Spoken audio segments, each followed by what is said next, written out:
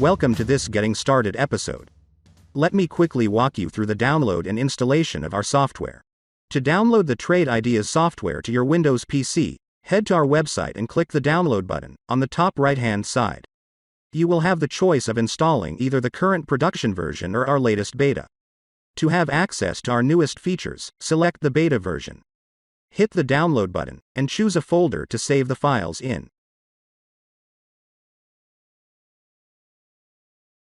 To initiate the installation, find the file on your local computer, right-click and select Run as Administrator. During installation, you will first be prompted to select your preferred language. Then, you will be asked to accept the license agreement and to choose an installation folder.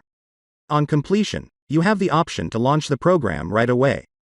A TI icon will be placed on your desktop for future launching of the software. For the proper functioning of the program, it is essential to launch it from this desktop icon.